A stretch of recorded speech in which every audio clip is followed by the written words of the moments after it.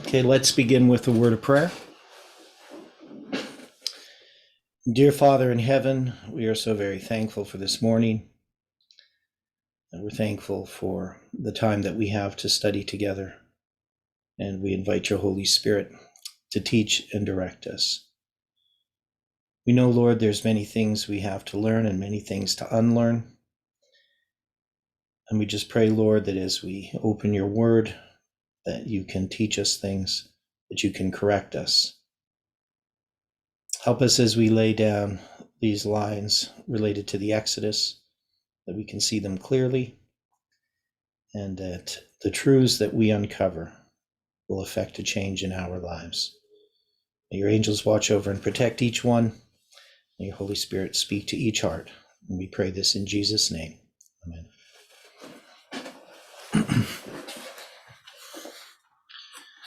Well, good morning, everyone. As you can see, this is the old Reformatory Movement chart. There's other charts. This one I just happened to bring up. I was looking for a newer one, but this one illustrates, I think, the lines as they were understood even later as regarding Moses' line. The difference would be when we get to the Millerite line. So they call this here the line of Moses. And of course, we mark Moses's personal line as a shorter part of this line. In here, you can see that we're going to have different time prophecies that are connected with these various lines. And I still think that the line of Moses and the line of Christ are not really correct. That at least they're not marking the time of the end correctly. So we'll see how that works later. It's quite unclear in some of these lines how these things work. But when we were looking yesterday, remember we had discussed where the plagues were, and also where the crossing of the Red Sea was. Now, in this line, the crossing of the Red Sea ends up not really being a waymark as such. Also, remember in these waymarks, there's this going to be the Sabbath, or a symbol of it, 7 days of rain, Jesus in the grave on the seventh day, the disappointment of the disciples. In Elijah's, there's 7 prayers. In Adventism, the Sabbath day, the true day of rest, is revealed after the third waymark, third angel's message, which is part of the third angel's message. And then they have today here, they're going to have the plagues as the number 7. They're going to have the Sunday law as the second angel. Fourth angel begins with 9/11. So when we try to look at these lines, I'm trying to see what date this one is. Sometimes this is 2008. So this is a pretty old line. The problem that we have here with the line of Moses is, as we sort of noted, is that we were basically taking a bunch of lines and mixing them up. Now, in each of these, in this great reformatory movements, notice they're always going to have the fourth.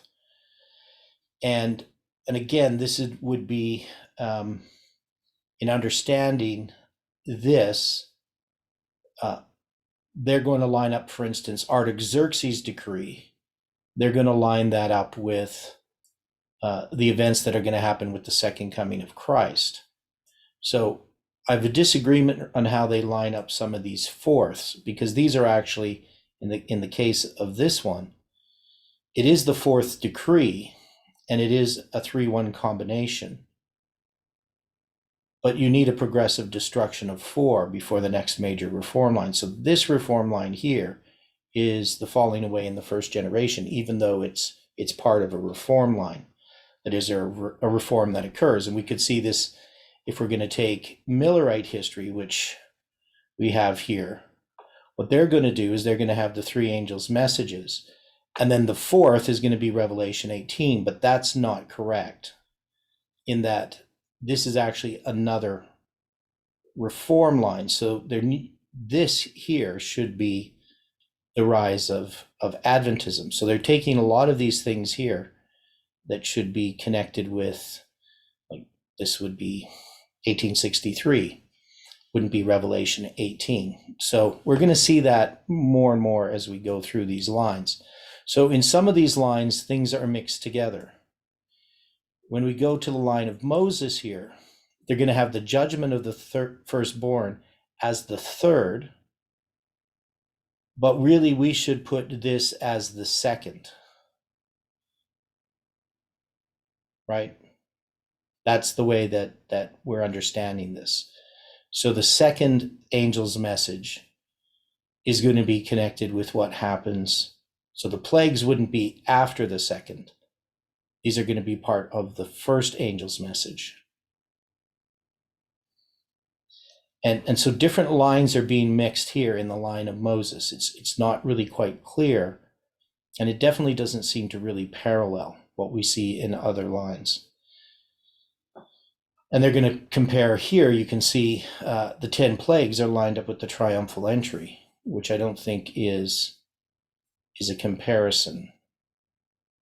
That this, so we'll see what we mean and how this would be more lined up, the 10 plagues, with August 11th, 1840, as we were looking at earlier.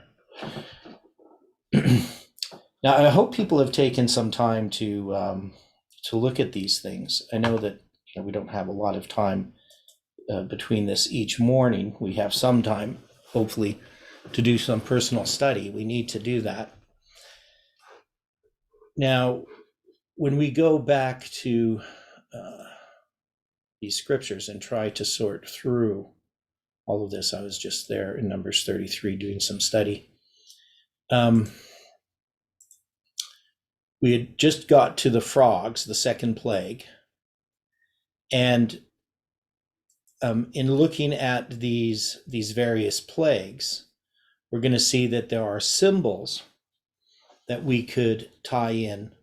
That is, we're paralleling these plagues, not though they do parallel with the 7 last plagues, they also parallel with the trumpets. And that is, many people actually take the trumpets and put them into the future as just another history of the plagues themselves. That is, they want to have the trumpets future, not in the past. But we can see that the trumpets really are plagues. And when you get the locusts, for instance, in Revelation 9, that's one of the plagues, is the locusts, right? So it's connected with these plagues. And that's going to be the 8th plague, which is the locusts. And I don't know if we need to go through all the plagues in detail. But if we're going to take these plagues and place them on a line, the idea that we can take the locusts and put them as connected with the empowerment of the first angel's message, that would speak to August 11th, 1840, as far as Islam is concerned. That's my suggestion. I don't know if anyone else has ideas on that and how we could address that.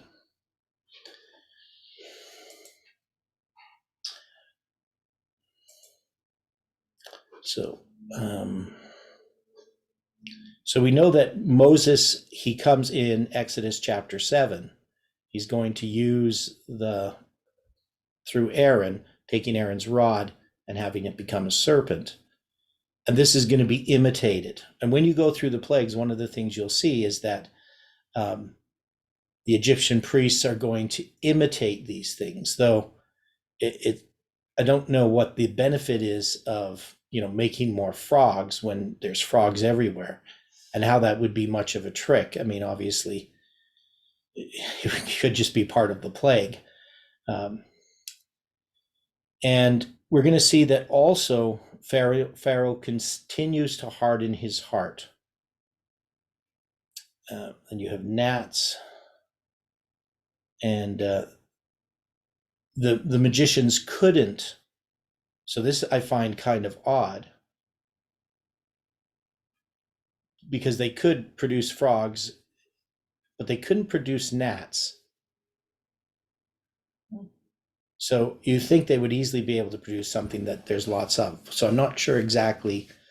And they call them gnats here. They call them lice as well. So whether they're lice or gnats, some kind of bug.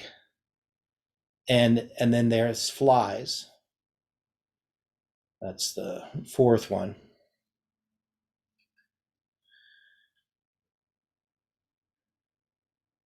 And then you're going to see Moses saying, okay, go sacrifice to your God in the land. So he says, we have to go 3 days journey in the wilderness to sacrifice. And then once he removes the swarm of flies, Pharaoh hardens his heart and doesn't allow them to go. So you're going to see that there's this waffling on the part of Pharaoh. Then you're going to have the livestock dying, the cattle. And then the sixth plague, the boils. And Pharaoh's going to continue to harden his heart in all of these situations. Seventh plague is the hail. And of course, that's the seventh plague as well in the book of Revelation, in the seven last plagues.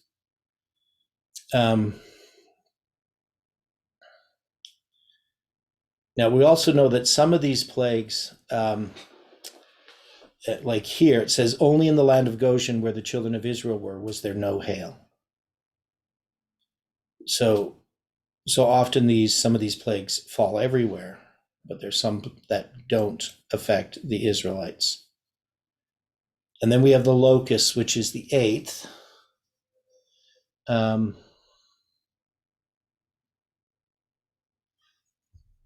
Which of course is a symbol of Islam. And this is going to be the east wind that brings the locusts.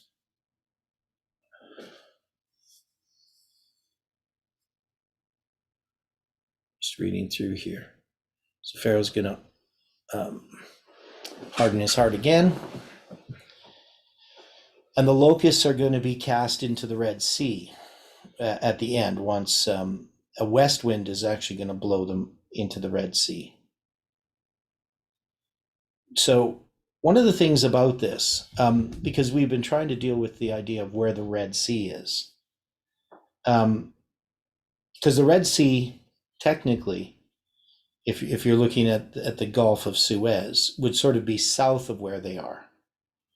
So there is some indication here that the Red Sea could be further north than our present maps show, and that the crossing of the Red Sea could have been some other location than the traditional location.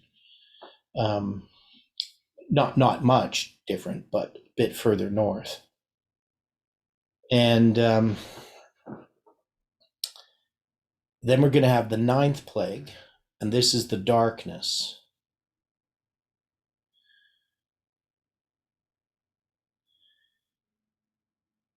And then this one, Pharaoh said, take heed to thyself, see my face no more. For in that day that thou seest my face, thou shalt die. And so they have this thick darkness, and this thick darkness is in the land of Egypt for 3 days. It's one of those 3 days verses.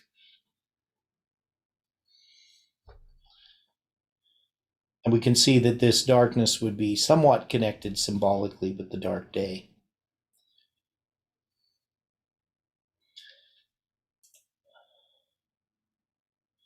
So Pharaoh is saying, you're not going to, what does Moses say here? He says, after the darkness. Okay, but the Lord hardened Pharaoh's heart, he would not let them go.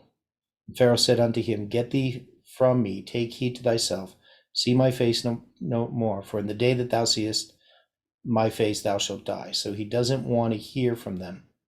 He doesn't let them go. Okay, so Moses said, thou hast spoken well. I will see thy face again no more. And then we're going to have the final plague threatened. The Lord said unto Moses, Yet will I bring one plague more upon Pharaoh and upon Egypt. Afterwards he will let you go hence. When he shall let you go, he shall surely thrust you out hence altogether. Speak now in the ears of the people, and let every man borrow of his neighbor, and every woman of her neighbor, jewels of silver and jewels of gold. And the Lord gave the people favor in the sight of the Egyptians. Moreover, the man Moses was very great in the land of Egypt, in the sight of Pharaoh's servants, and in the sight of the people. Moses said, Thus saith the Lord, About midnight will I go out into the midst of Egypt, and all the firstborn of the land of Egypt shall die, from the firstborn of Pharaoh that sitteth upon his throne, even unto the firstborn of the maidservant that is behind the mill, and all the firstborn of beasts.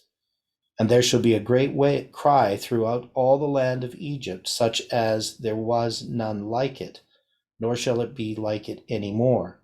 But against any of the children of Israel shall not a dog move his tongue against man or beast, that ye may know how that the Lord doth put a difference between the Egyptians and Israel. And all these thy servants shall come down unto me, and bow down themselves unto me, saying, Get thee out, and all the people that follow thee, and after that I will go out. And he went out from Pharaoh in a great anger. And the Lord said unto Moses, Pharaoh shall not hearken unto you, that my wonders may be multiplied in the land of Egypt.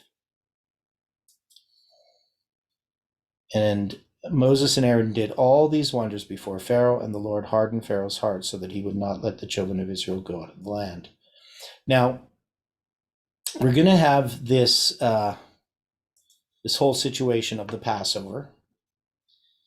And this is, Moses said, Thus saith the Lord, About midnight will I go out into the midst of Egypt, and all the firstborn of the land of Egypt shall die. So we know that this is going to happen about midnight. And when we start to put these things on a line, so I'm going to go back to this diagram here. So remember, this diagram is made in 2008. We don't really have the symbols of midnight and the midnight cry yet on a line. And so these are fairly sparse lines to some degree. And when they take this line of Moses, so here they call it the line of Moses instead of the line of the Exodus. And that's because they're naming all these lines after people's names. I made the contention that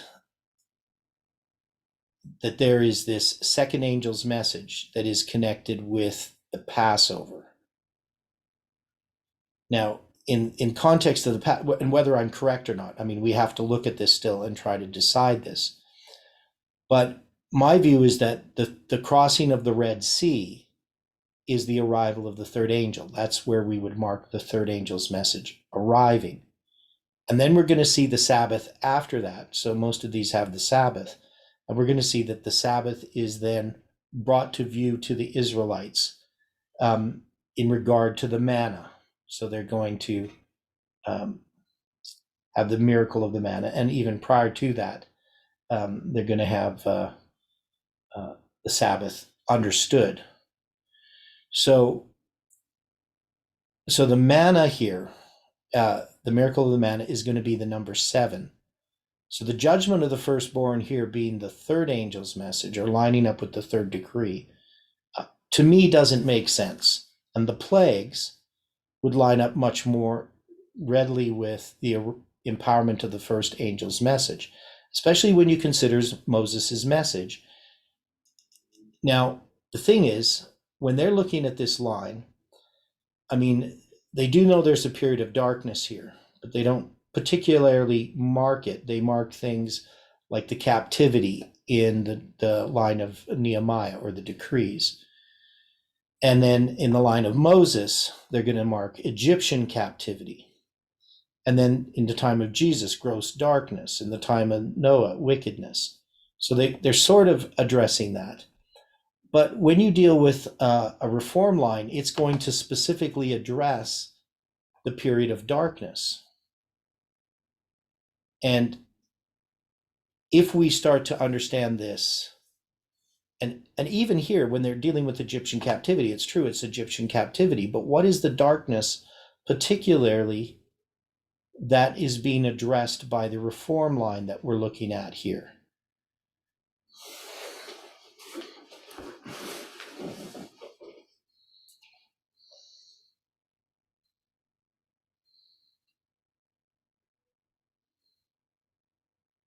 Because we have the 4 generations.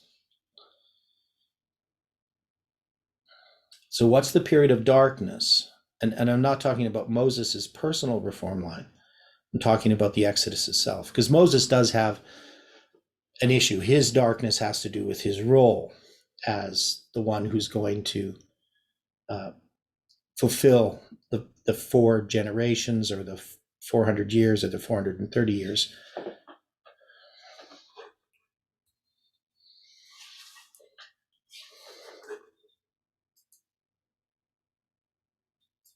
Anybody? What's the darkness? I mean, we have Egyptian captivity. Spiritual darkness. Okay, so spiritual darkness, but think about the fact we have a reform line. So, I mean, I have no problem with saying that it's Egyptian captivity. So I usually say it's Egyptian darkness. But what specifically would that be? And what is this reform line addressing? Because the reform line is going to give an increase of light, and it's going to be testing. It's going to be a 3-step testing prophetic message that develops and demonstrates 2 classes of worshipers.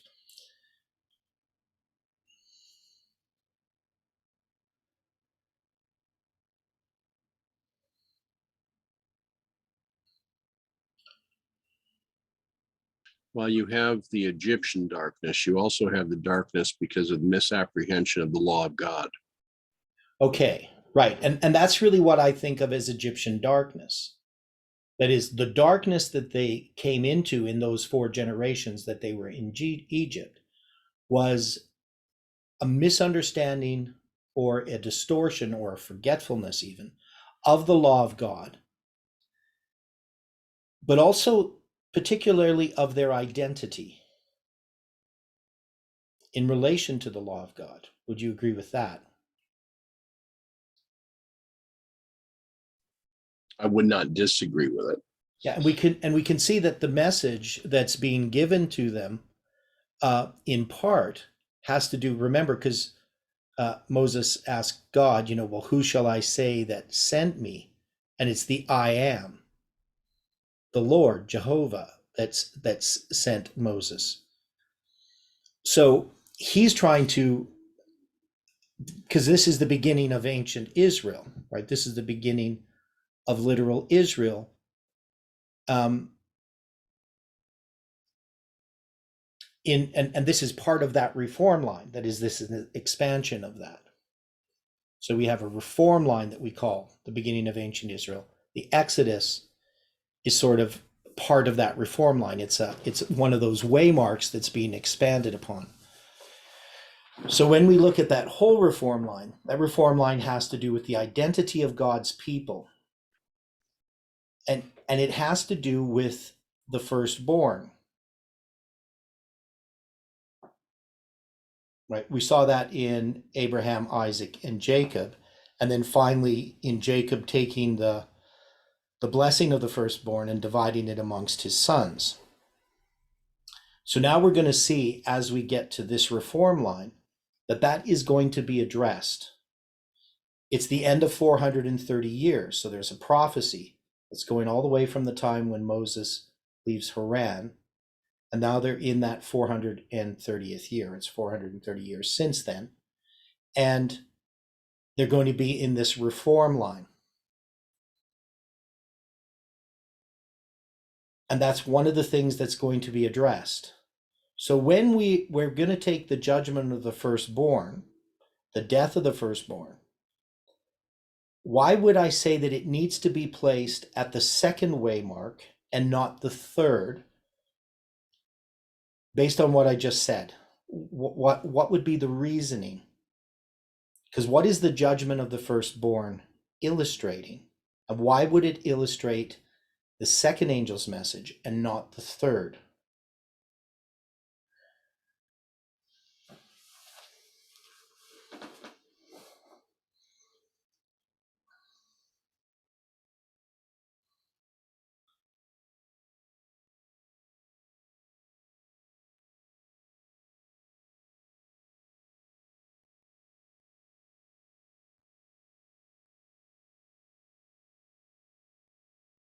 Wouldn't it be that you would have to establish a pattern? Okay, explain. Well, the firstborn, especially, of the time that we're talking about here, was supposed to be the priest have the double portion of the blessing, and Kingship. kingship. And so if you have not established that as part of the pattern, how could you progress through the rest of the steps Okay. if it's not falling to him first? Okay, so because if we're going to place the death of the firstborn as the third angel's message, as it's done here, it's marking Artaxerxes' third decree and so forth.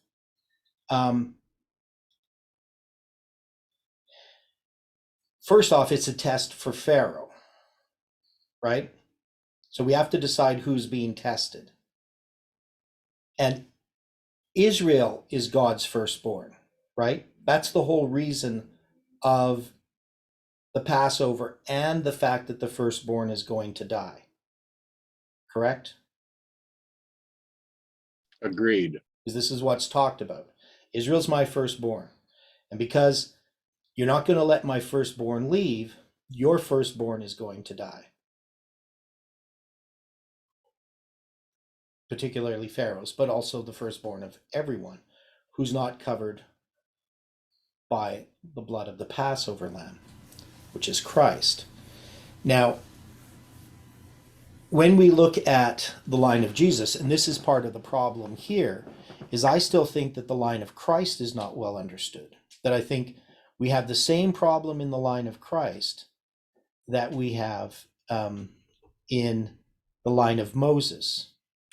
Now, we do know that Ellen White marks the triumphal entry. She parallels it with the midnight cry. So I know we're looking ahead at another reform line. But in understanding here, we're going to put the cross as the third angel's message arriving. So this is how they're doing the line of Christ. But I still think in the line of Christ, we have many different reform lines, and we're not clearly putting those reform lines in the correct spot. That is, we haven't really defined this well. So we have some reform lines that I think are pretty solid, at least with the decrees and Millerite history. We can clearly see where the three angels' messages are aligned. And I mean, this model here of this decree lines perfectly up with Millerite history. But we hadn't realized all of the details, that the two groups that have to be tested. And when you look at this history, there are still some problems we have to sort out. So I don't want to go too much into the line of Christ, because that would require us to go and study, and we're going to study that, because that's going to mark the end of ancient Israel. But when the Israelites come out of Egypt, this is really where we see the fulfillment of the promise that was made to Abraham. They have the land, and that his children are going to be as the sand of the sea, right, and as the stars for multitude. So he now has that fulfillment at the end of that 430 years. So the judgment of the firstborn, as I say, I would place it here. So everything that they're doing in this line here, I would have as part of the first angel's message. but they're going to basically move this over here. And then the Red Sea is going to be sort of relegated to something that happens after the judgment of the firstborn, which is where I would actually mark the third angel's message, is the crossing of the Red Sea. Now we have some symbols here. We have baptism. The Red Sea, of course, is a baptism, but that's because we have to look at that there is a bigger reform line above here that we're going to have to address. And so right now we haven't dealt with the whole big line completely, but the purpose of the Red Sea here has to be the beginning, and then the crossing of the Jordan is going to have to be the fourth. The giving of the Ten Commandments wouldn't be, that's going to be another reform line. So we're going to have to sort out how we deal with these 10 commandments and where we place them. Now you can see here you have the 10 commandments being placed with Pentecost in Acts chapter 2. And this is based on the belief that Pentecost is actually the day that the 10 commandments were spoken from Mount Sinai, which we've come to understand is not correct.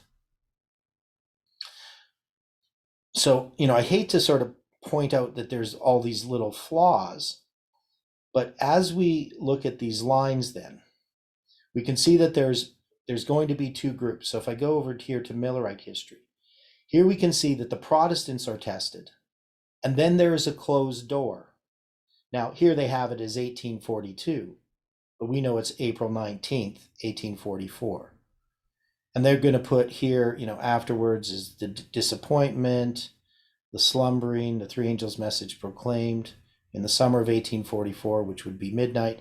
And they have the midnight cry being lined up with the triumphal entry in the time of Christ. So there's good grounds for doing that, but we'll see how that works out. And then you're going to see another door closed on the third angel's message. So this first door is closed to one group of people, and this next door is closed to another. So if we're going to talk about whose door is closed here in the line of Moses, whose door is closed here when the second angel arrives?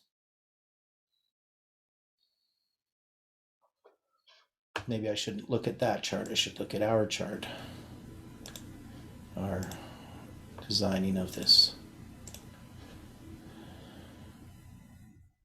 Okay, I don't have it open. I can open it. Here it is.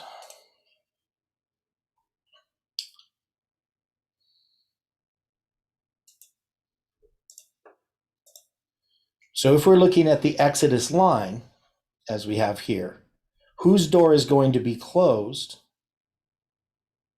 or what event would we have that parallels what happened on April 19th, 1844?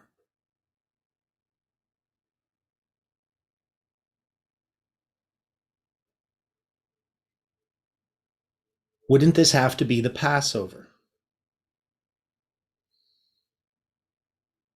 That fits. Right. And the reason why we put it there is that we are, one of the things when we look at Millerite history, April 19th has two Passovers, one on either side of it. So those Passovers are actually attached to April 19th as the dividing line, right? So there's the one group who doesn't accept the true Passover and is using the Passover of the Jews. They can't be benefited by the second angel's message because they've rejected it.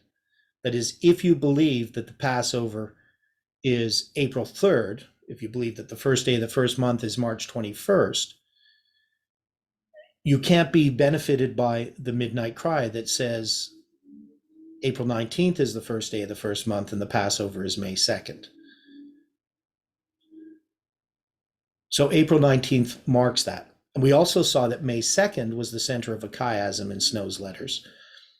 And also April 19th was the center of a chiasm in Snow's letters in a different way, going from his writing of his first letter to the writing of his third letter, which is the Pentecost letter, the June 22nd letter, and that period of time is 126 days divided into two periods of 63 days and lines up with the events that happened in 2018.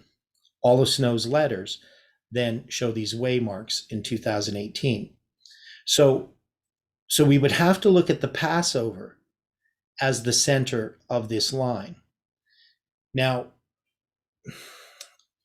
I hate jumping around here all the time, but when we look at this one, and we have the cross as the third angel's message, one of the things that I think that we have a problem with here in the line of Christ is that there are different reform lines, and that in one reform line, we can put the cross of Christ as the arrival of the third angel. And you're going to see how this parallels with our history. Now, what I say is that this cross of Christ, this reform line, is the reform line of this movement. That is, this is not the main reform line that's being illustrated here. Just as we have Samuel Snow has a reform line, that's the way that I look at this reform line. It's sort of a mixture of different reform lines here, and it's not clear what reform line we're looking at. But if we look at Samuel Snow, he is connected to the midnight cry. And so the triumphal entry has a place as a waymark in a reform line, but it's not the reform line we think. And I would actually place the cross as the second waymark in the reform line, not of Christ, but of the disciples.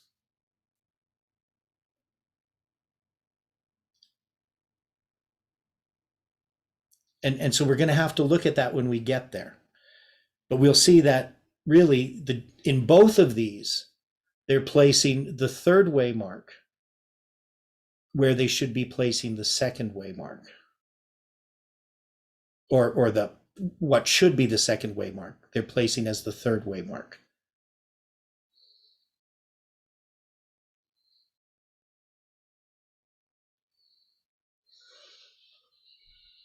So there is a bigger reform line here, or a different reform line, that this is a part of. That is, the cross, Christ's reform line is illustrating the second angel's message, just as Samuel Snow's letters are.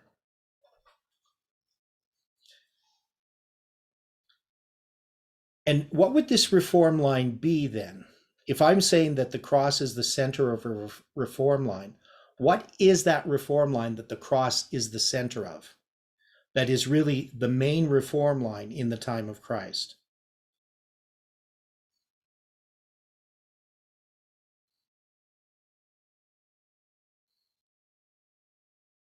It should be pretty self-evident once we think about it.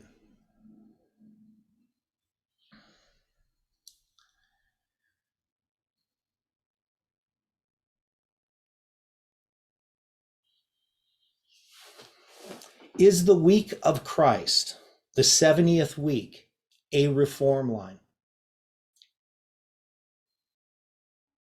Yes, And is Christ's cross the center of that reform line? of course.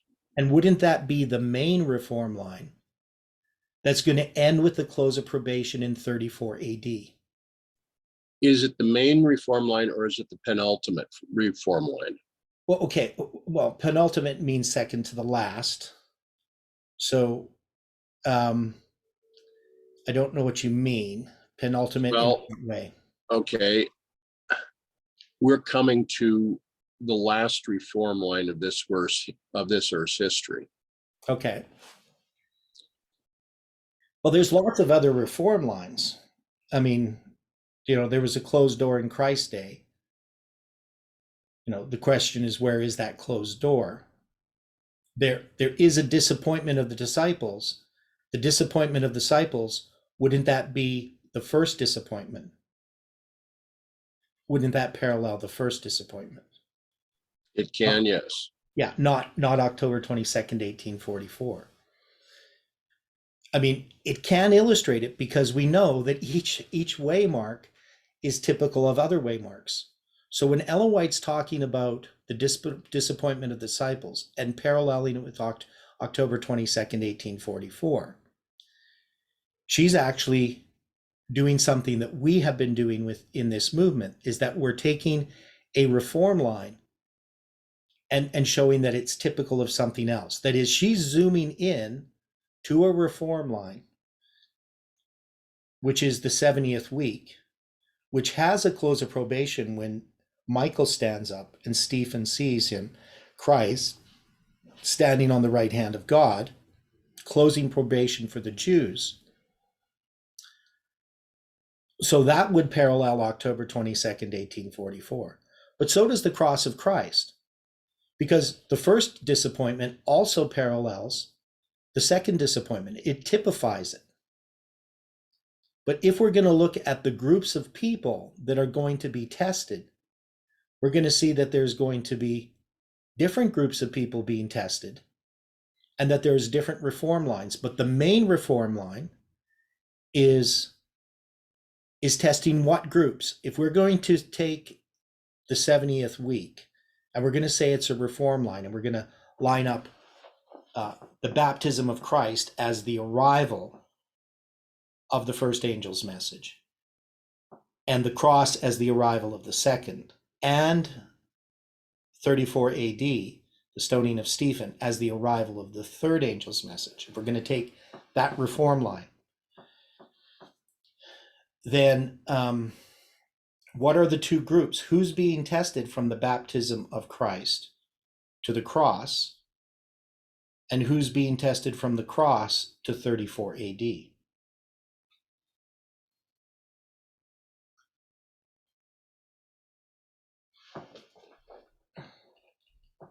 Those who claimed the Father as their Father. Okay, you have to expand on that a bit. So I'm not quite sure what you mean.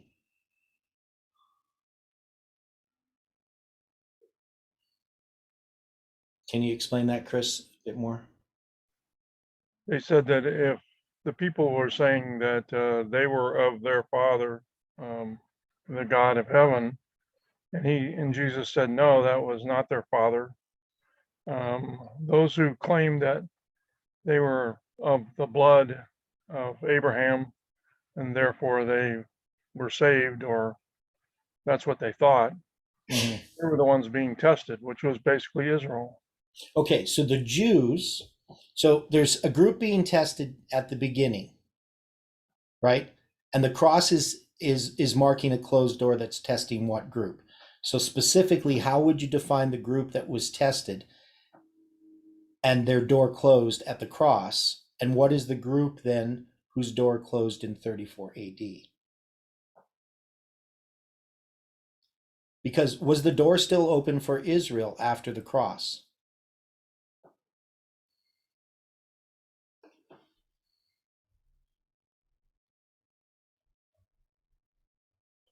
It would seem so. Yeah. Okay. Was it open for the leadership after the cross? No. Okay. So we can see that the cross is going to line up with 9/11.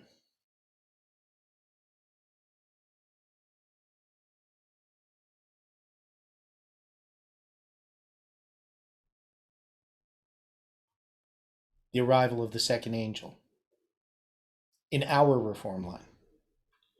And that there's these two groups being tested. You're going to have the leadership of the Jews. The institution is being tested. And then the door closes when Christ is crucified. And you have the disappointment of the disciples, which is, of course, a type of the disappointment of what happened in April 19th, but also a type of what's going to happen later. But the group that's being tested now here is Israel. And also in that sense, spiritual Israel is being tested to some degree. The closing of the door in 34 AD, when Michael stands up, is the end of ancient Israel.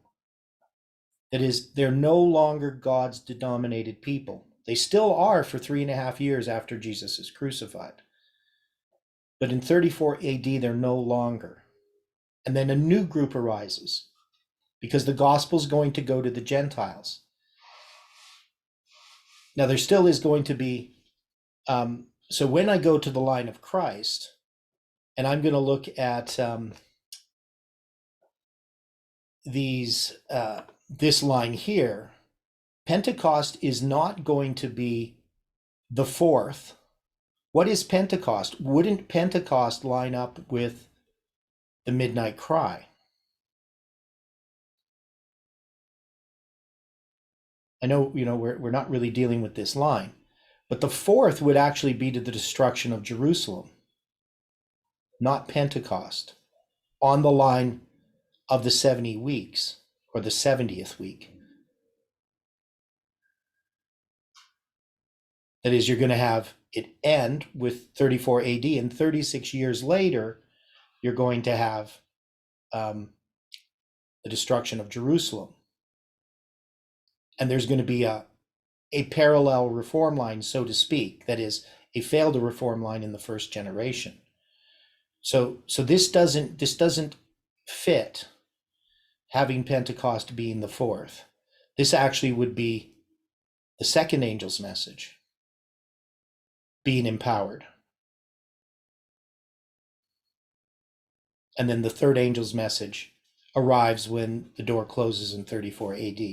So I know I kind of had to deal with the line of Christ here to understand what's happening here. Is this making sense to people? How we're doing this?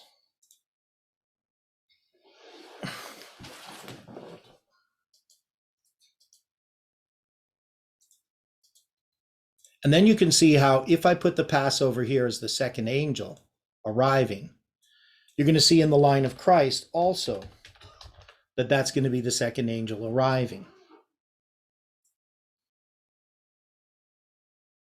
The Passover's there. I should make this capital, capitalized. So now in the Exodus, we have the Passover. So we have the plagues. They're going to be the empowerment of the first angel's message. But the 10th plague, the Passover one, is the one that's going to mark the second angel arriving. Now, whoops.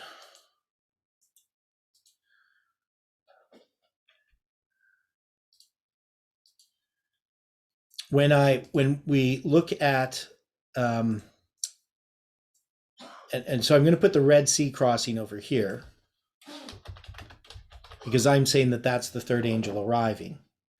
We then have to, and we then are going to have to try to say, we have the Passover, and we're going to have a formalization of that message, and we're going to have an empowerment of that message.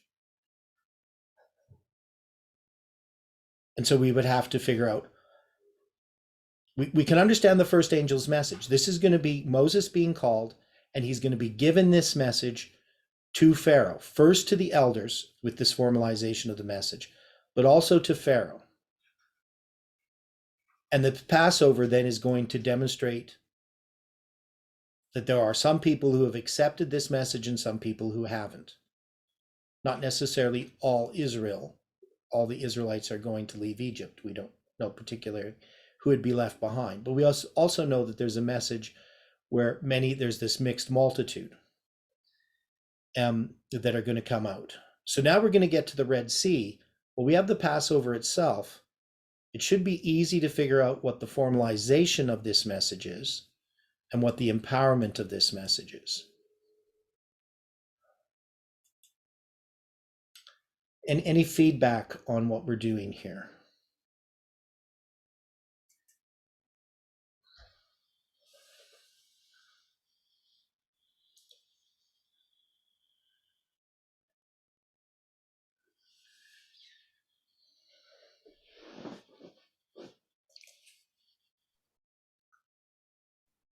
So where would you place their departure, their actual Is that the empowerment, or would that be the formalization?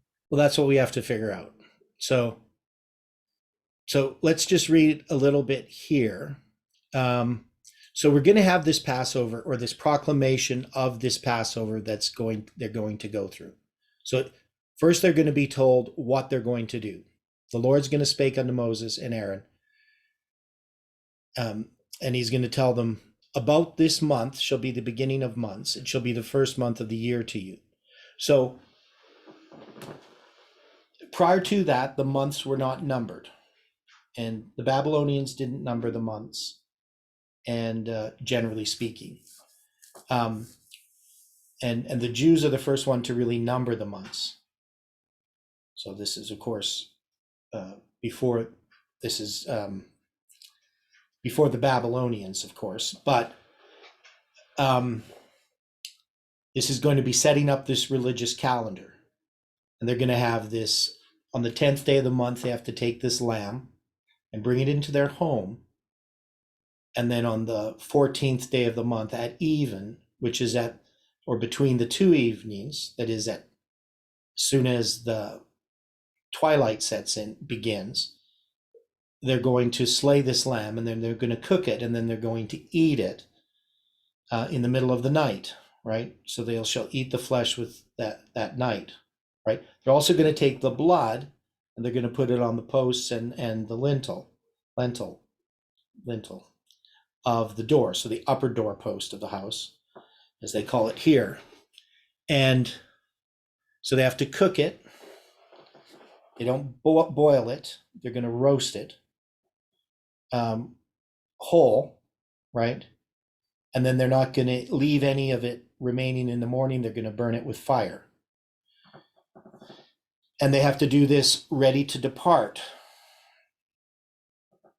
They have to eat it in haste. It's the Lord's Passover. And then God says he's going to pass through the land of Egypt this night, and will smite the firstborn in the land of Egypt, both man and beast. Against all the gods of Egypt I will execute judgment. I am the Lord. And the blood shall be to you for a token upon the houses where ye are.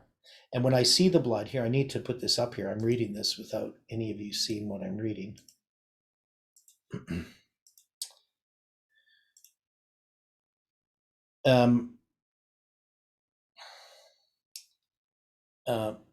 And when I see the blood, I will pass over you, and the plague shall not be upon you to destroy you when I smite the land of Egypt.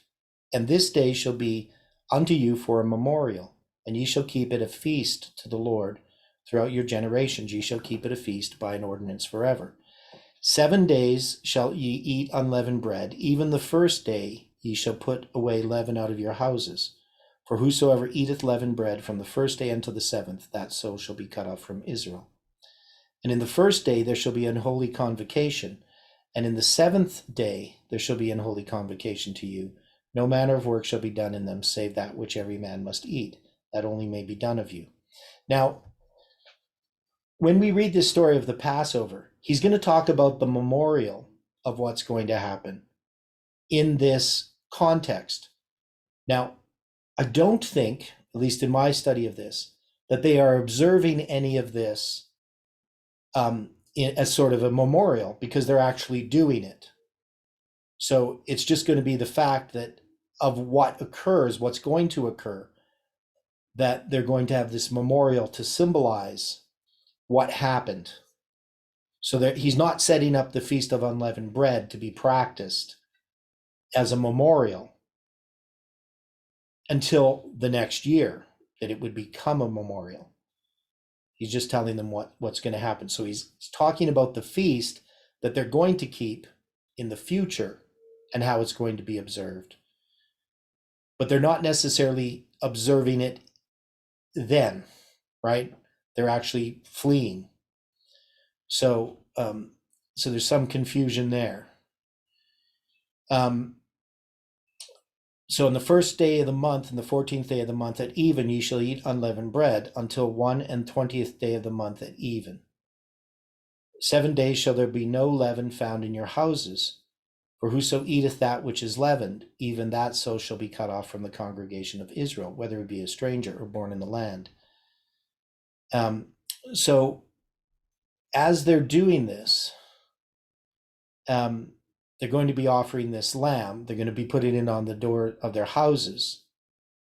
And then he talks about the memorial. So I see sometimes when I'm reading people, they sort of think that he's setting up the feast and everything that follows, the Passover and everything that follows, that they're going to be observing all of this. And I don't think that that's the case. They will be observing the Passover lamb meal, but not necessarily the Feast of Unleavened Bread. Okay, so then the Lord will pass through and smite the Egyptians when he seeth the blood upon the lintel and on the two side posts. And the Lord will pass over the door and will not suffer the destroyer to come in unto your houses to smite you. And ye shall observe this thing for an ordinance to thee and thy sons forever. So they're going to do this in the future as well. So again, he refers to a memorial in this context. And it shall come to pass that when ye be come to the land, which the Lord will give you according as he hath promised, that ye shall keep this service. And it shall come to pass when your children shall say unto you, what mean ye by this service? That ye shall say, it is the sacrifice of the Lord's Passover, who passed over the houses of the children of Israel in Egypt, when he smote the Egyptians and delivered our houses. And the people bowed the head and worshipped. And the children of Israel went away and did as the Lord had commanded Moses and Aaron. So did they. And it came to pass that at midnight the Lord smote all the firstborn in the land of Egypt, from the firstborn of Pharaoh that sat in his throne, unto the firstborn of the captive that was in the dungeon, and all the firstborn of cattle. And Pharaoh rose up in the night, he and his servants, and all the Egyptians, and there was a great cry in Egypt, for there was not an house where there was not one dead. And he called for Moses and Aaron by night, and said, rise up, and get you forth from among my people, both ye and the children of Israel, and go serve the Lord as ye have said.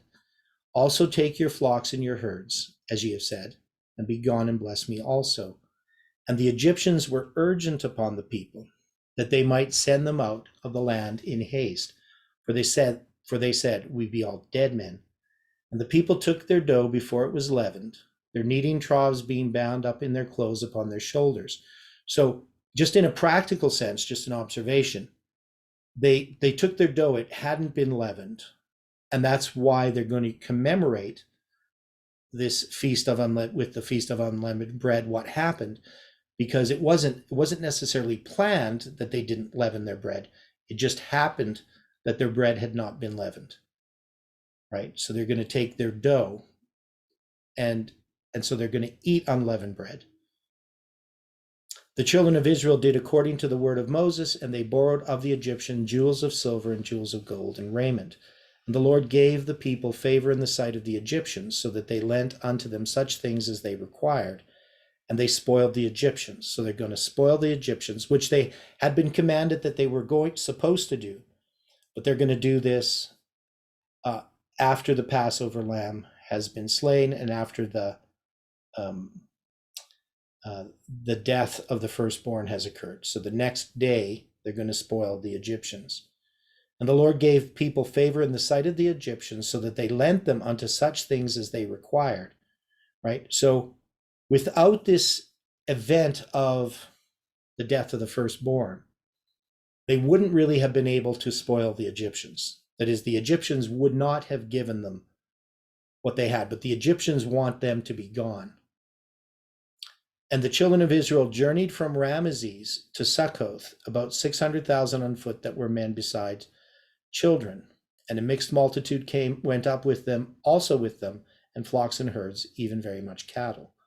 And they baked unleavened cakes of the dough which they brought forth out of Egypt, where it was not leavened, because they were thrust out of Egypt and could not tarry, neither had they prepared for themselves any victuals. Now, the journey of the children of Israel who dwelt in Egypt was 430 years. So in this account here, it's going to be repeated other places. So some of these things are going to be given in more detail.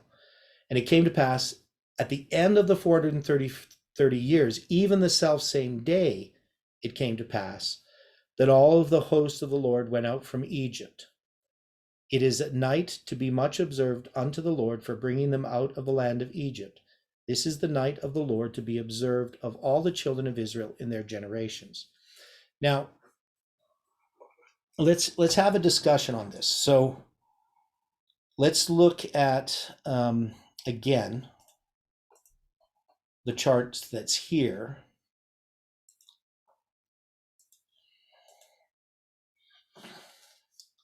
So here they have the judgment of the firstborn. So they just put that as the third angel arriving. I'm saying that that's the second angel. Now, when they come out of Egypt on the 15th day of the first month, what waymark would we mark there? So we're going to have the Passover on the 14th, and then the next day on the 15th. So it's the next morning after the morning of the Passover, because during that day they're going to spoil the Egyptians. And then they're going to have another night. And then Ellen White says they leave before sunrise. They leave Ramesses. So they have to all gather at Ramesses.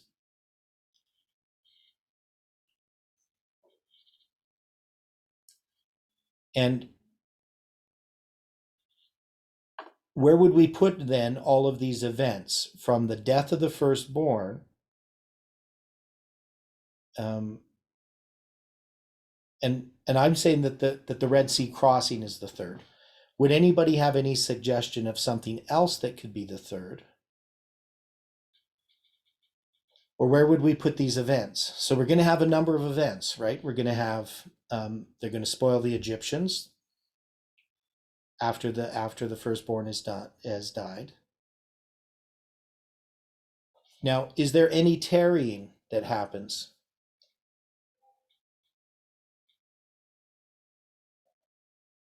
Because we talk about the tarrying time. Is there any tarrying that occurs here?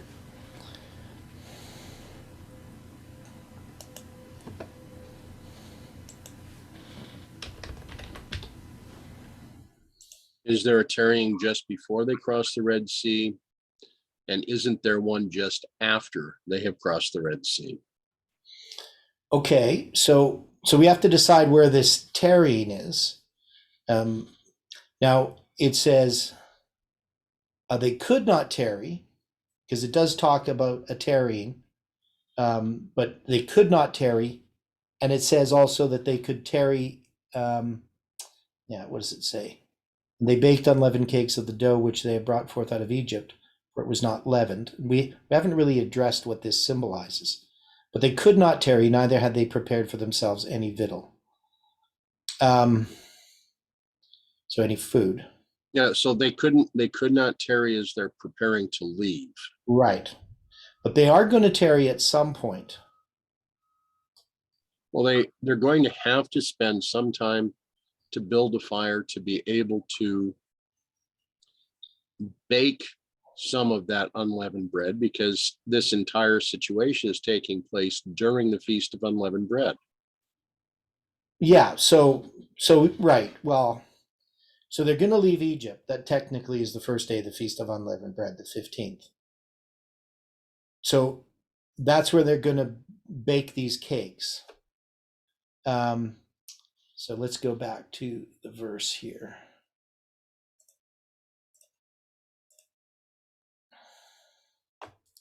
So they're going to spoil the Egyptians, right? And they're going to leave, and then they're going to bake unleavened cakes of dough, which they brought out of Egypt. For it was not leavened, because they were thrust out of Egypt and could not tarry. Neither had they prepared for themselves any victual, right? So they could not tarry while they were in Egypt. But now, well, they're technically still in Egypt, because it's going to be on the 15th day of the first month that they're going to come out of Egypt. But will they have baked the bread already on the 15th is the question.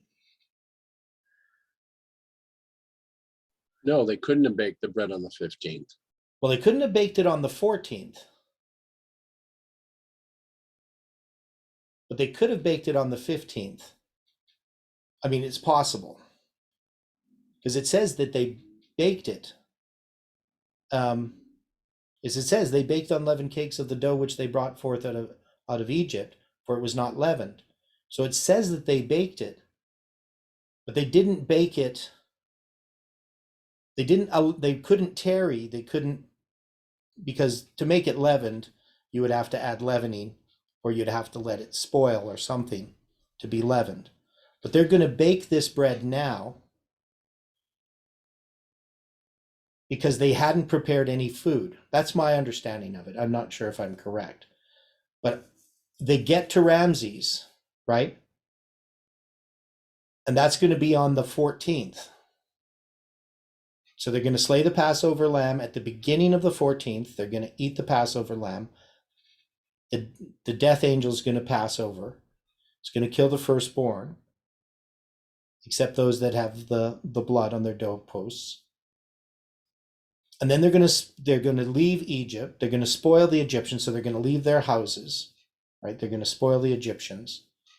They're going to gather at Ramses, and then before sunrise on the 15th, they're going to leave.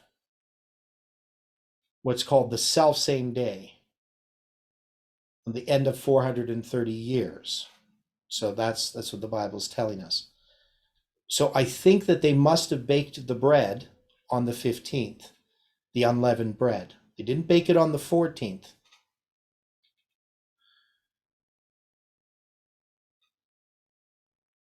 Anybody with thoughts on that? I know it's may not be as clear as it could be. So how are you, Go ahead, Chris. I was gonna ask, how are you determining their days? Was that sunrise to sunrise, Sunset to sunset. sunset to sunset? Yeah. So let me see. I should have a chart on it somewhere here.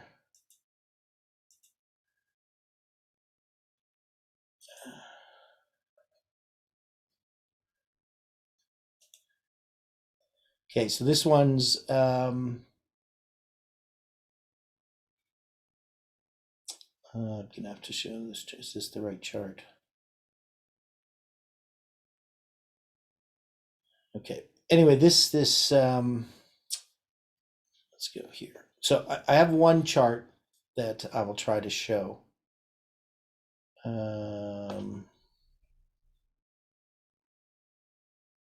Yeah.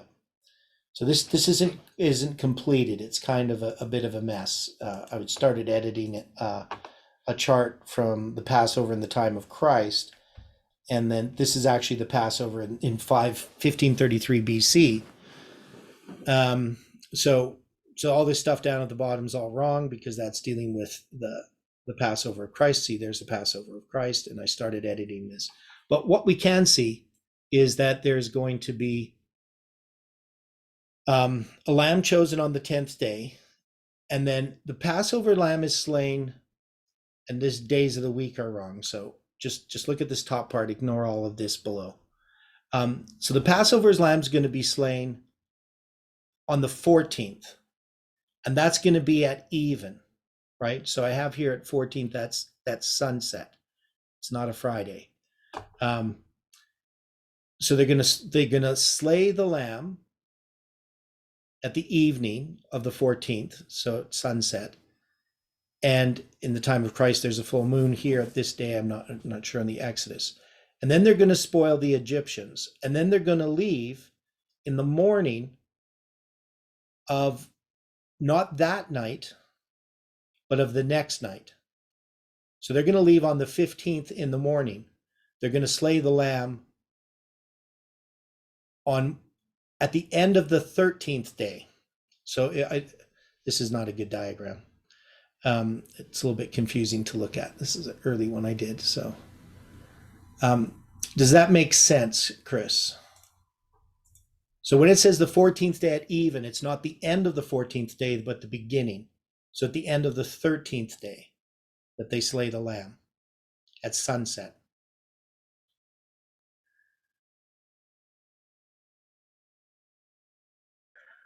That's what I was wondering, of what determined the day and their time, what they worshipped or felt, not worshiped, but what they used as a day. So even to even. They always have done the day at even.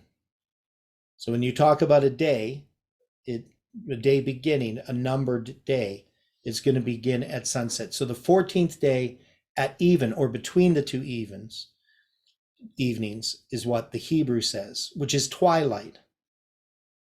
So once the sun sets, they're going to slay this lamb. So it's going to be the beginning of the 14th. They're going to eat the lamb. The death angel goes by.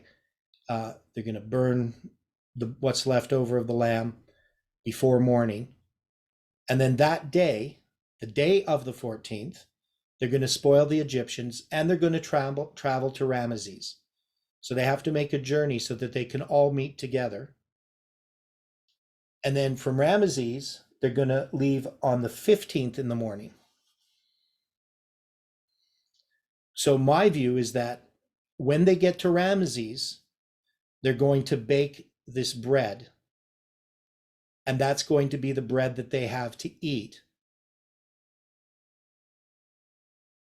because they didn't have opportunity to prepare food other than now they have this bread, which is unleavened, that they're going to bake.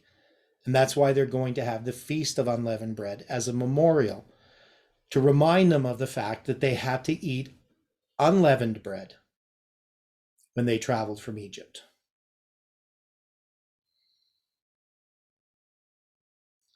God isn't instituting the Feast of Unleavened Bread when they leave Egypt.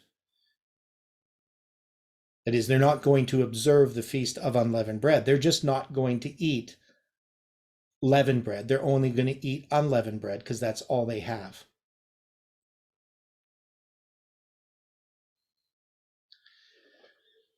Okay, so when we look at this passage here, it came to pass at the end of 430 years, even the self-same day it came to pass. This lines up with Exodus, not Exodus, Numbers. I tried to find this last time. I don't think I found it. Or did I? Oh yeah, here it is. Numbers 33:3. And they departed from Ramses in the first month, on the 15th day of the first month. On the morrow after the Passover, the children of Israel went out with a high hand in the sight of all Egyptians. Now, many people read this as that means they slayed the Passover lamb at even on the 14th, at the end of the 14th day of the first month. And then the death angel went by, passed by, and then on the morning, the next morning, they're actually going to leave Ramesses. And that's the way that modern Judaism sees it. That is, they're going to keep the Passover basically on the 15th, not the 14th, because they're going to slay the Passover lamb, have their Passover meal after sunset on the 15th, not on the 14th. I know this is confusing for people. But this tradition developed much later. It's part of rabbinic Judaism.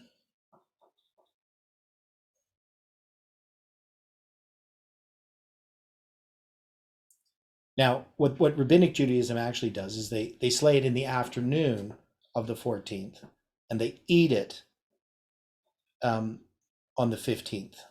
So they're going to have the Passover lamb. They take the same between the two evenings as 3 o'clock in the afternoon. That's when they're going to slay the Passover lamb.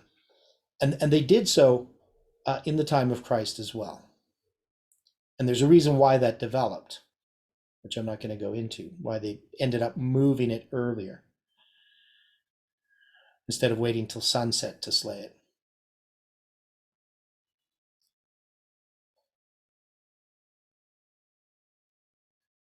So when does the 430 years end technically?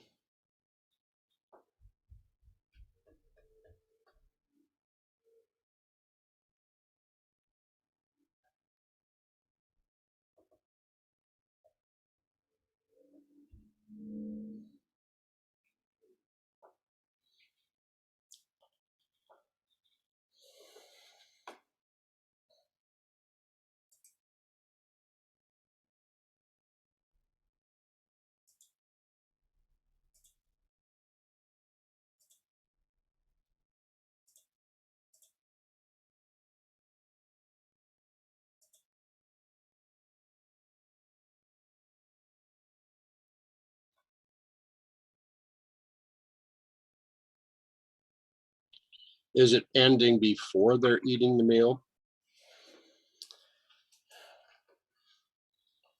Well, I think when it says the self same day, that they're going to, on the 430th year, on the self same day. So Exodus 12:41 came to pass at the end of the 430 years, even the self same day it came to pass. That technically the exact end of the 430 years is the 15th day of the first month.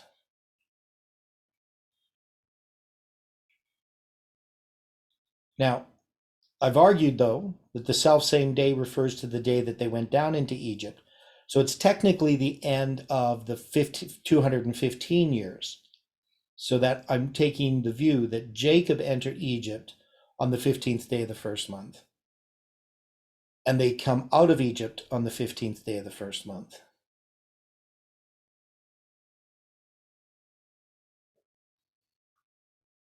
In the self same day that they went into Egypt, they come out of it. But they mention here the 430 years, not the 215 years.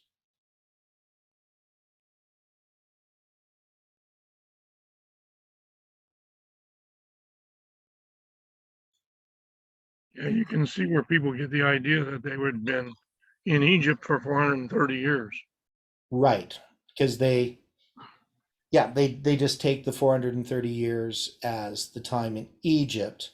But we know based on Galatians that that this is referring to the period of how does he put it?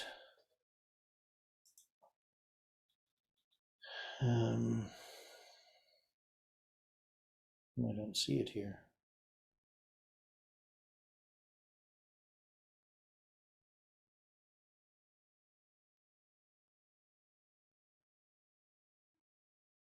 It's going to mention the self same day in 1251 as well. Oh, it's here. I have to look at 1240. So you would go to Galatians 3, 16 and 17. Now to Abraham and his seed were the promises made. He saith not, and to seeds as of many, but as of one, and to thy seed, which is Christ. And this I say, that the covenant that was confirmed before of God in Christ, so it's talking about the covenant being confirmed before, the law, which was 430 years after, cannot disannul, but it should make the promise of none effect. So the law came 433 years, or 430 years after the covenant was confirmed.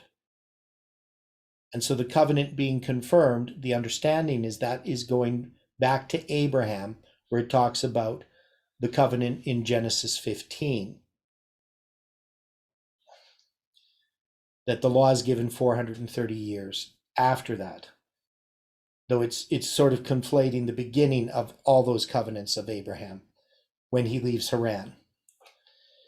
And the Septuagint puts about the sojourning of the children of Israel, because you're also going to have it in here. It's going to say the sojourning of the children of Israel who dwelt in Canaan and Egypt was 430 years. They're going to place Canaan there just as a qualifier to let people know that this isn't just the time in Egypt. So when it came to pass at the end of the 430 years, even the self same day it came to pass, right? And you're going to see, and it came to pass in the self same day that the Lord did bring the children of Israel out of the land of Egypt by their armies. So this self same day, the question is, what is that referring to? Is that referring to the day that they entered into Egypt, or to just the day that they left Egypt? It's just the self same day. So that's just one of those questions that people have different opinions on.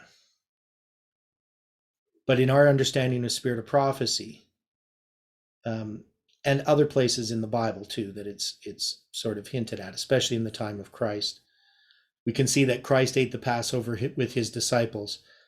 They slayed the lamb on the 13th, at the end of the 13th, the beginning of the 14th. and that the Passover lamb was eaten with his disciples, that Jesus didn't die at the same moment the Passover lamb was slain. He was slain at the time of the evening sacrifice.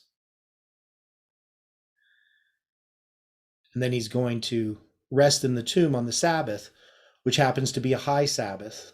That is, the first day of the Feast of Unleavened Bread, which is the 15th, is going to line up with the weekly Sabbath.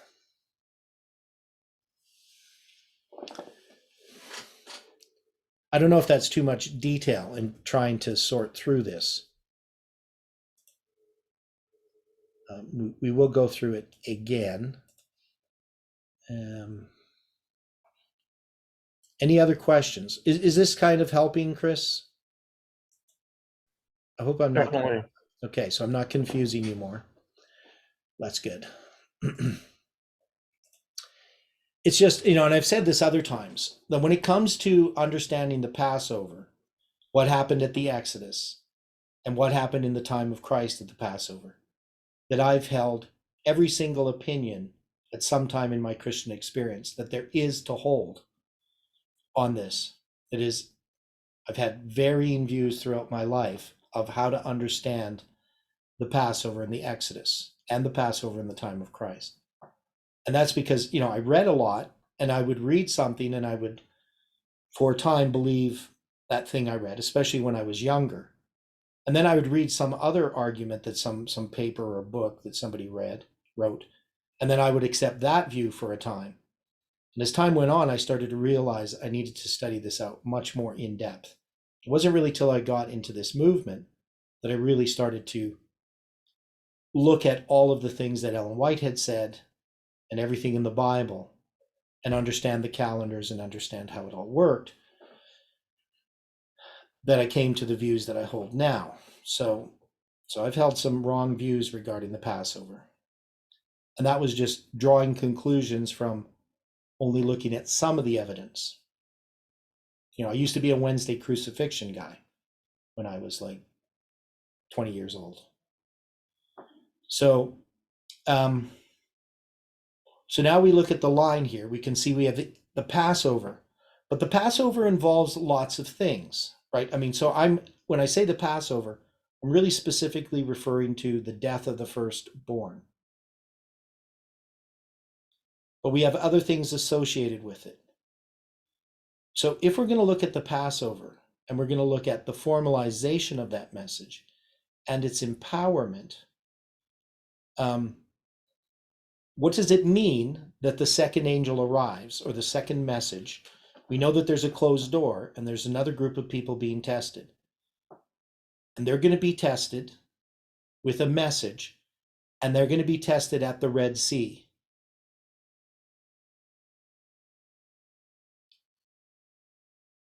So what would we put as the formalization and the empowerment of this message? That's sort of probably what we're going to have to look at tomorrow. But let's just talk about it a little bit here. So what is the formalization of a message? What do we normally associate with a formalization? But the message is being understood. Okay, so the message is, well, it's being proclaimed. So if we look at Millerite history, the formalization of the second message is Boston. But there's a development of the message that happens with Snow. But it's going to be empowered or understood at Exeter. So that's how we would normally look at a message.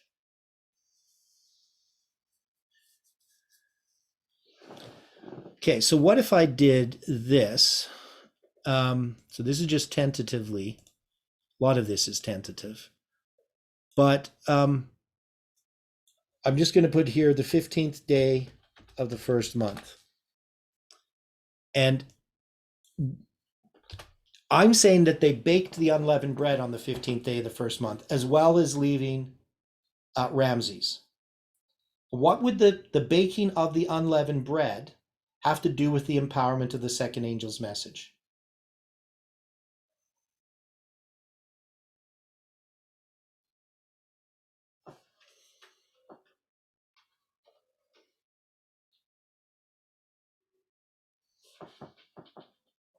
I mean, they're also leaving Ramses on that day, so I'm putting them together.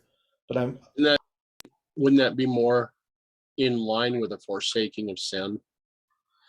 okay. But bread represents doctrine, does it not?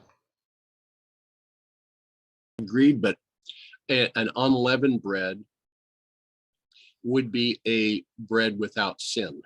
Yeah, I agree. But we know that the leaven, because when it talks about the leaven of the Pharisees, it's talking about their teaching.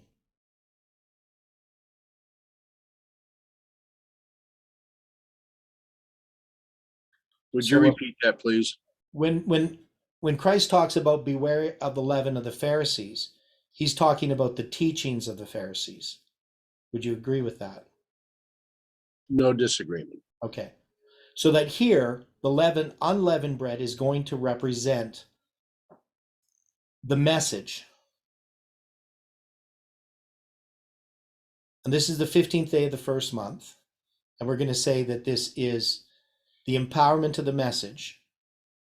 They're going to leave Ramesses, and that their test is at the crossing of the Red Sea.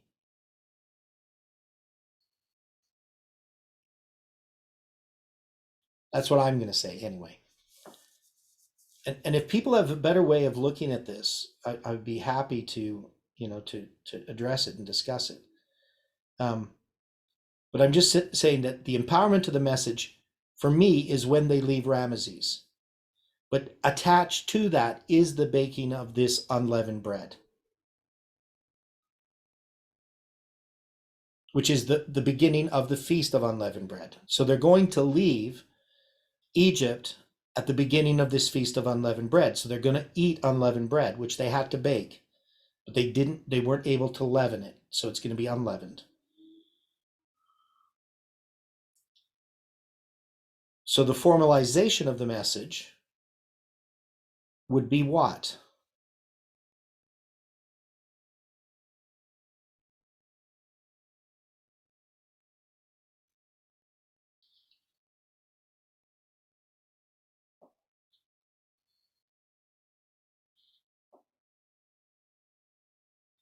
I don't know, Pharaoh consenting to let them go. Okay, so that could be it, right? So that could be part of what happens. We know we have the Passover. Now, when I say the Passover, of course, I'm saying that's the death of the firstborn, because that's when they pass over. But there is also the Passover meal. And so, I could say that this is the Passover meal, and that the formalization is the death decree itself. So I could put that there. I could do that like that. Because they have the Passover meal, it's now going to be formalized. But I don't really like putting the formalization there. So we're gonna have to discuss this more. So we're putting the death decree as the formalization. We're gonna have to discuss this more tomorrow. So I want people to think about it. I think probably the suggestion that this is when they are told that they can leave is probably when I would place this. So, but it's just the Passover is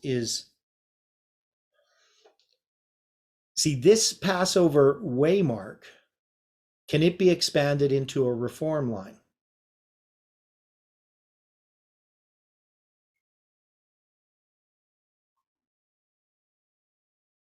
I would think that's possible. Yeah. Because I think there's so much detail in the Passover itself that you could create a reform line with the Passover. And so the Passover encompasses so many things. Basically from the first day of the first month to the slaying of the lamb. And it is the second angel's message. It's Christ's covenant week. But Christ also has a literal week, right, in his reform line of the triumphal entry and all those things that happen in his in that literal week of his crucifixion. That is also a reform line. And that's one of the problems with some of these reform lines is they're very, very detailed. And yet you can look at those details, zoom in, and you can see the overall structure of that bigger reform line above it. And of course, there's a reform line above that, as we are understanding. So just to finish off, I'm going to put the Passover there so that it encompasses lots of things. And then, we could say, I don't know how to word it, but basically, we'll call it Pharaoh's acceptance. Okay, that's just something to put there for now. It's a placeholder. However we want to put that, and we have to look into that a little bit more as well. So we got quite a bit to do here. And then we're going to have, the Red Sea. We're going to have to deal with all the things that happen in connection with that and see how that relates to the third angel's message arriving. And then the events that follow. So regarding the first generation, or the events that happen in connection with the Ten Commandments. What does that all mean? How would we place that afterwards? Because we know that after they cross the Red Sea, in the second month, on the 15th day, they're going to have the manna. And so we have to look at that.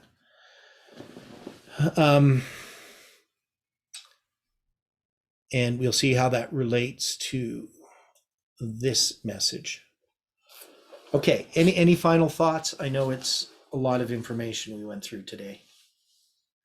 But we'll go over it again. I was looking at Mark 8:15. Interesting, it's 8:15, where Jesus says, "Beware of the leaven of the Pharisees and of the leaven of Herod." There again, you have church and state he's warning about. Yeah, and I'd already lined it up with August 15th, right? With Exeter. Well, I had to leave the room, so I might have missed that. Yeah, so because I have it there as the second angel's message empowered, which is Exeter, and I referred to this verse, right? Beware of the leaven of the Pharisees, and that happens to be a symbol of August 15th. So yeah, it definitely relates, because this is bread that doesn't have leaven. It's right. It's the second angel's message, which is based upon Miller's rules that Snow applied. Okay, well, let's close with prayer. Thank you. Dear Father in heaven, thank you once again for these studies. We are always amazed at what you show us as we open your word, as we seek truth, as we seek to be changed by it. And we just ask, Lord, that we can be faithful, that we can walk in the light that you've given us. Thank you, Lord, for hearing our prayer. In Jesus' name we pray. Amen.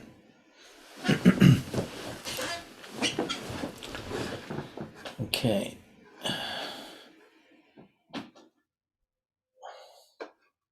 Dwight,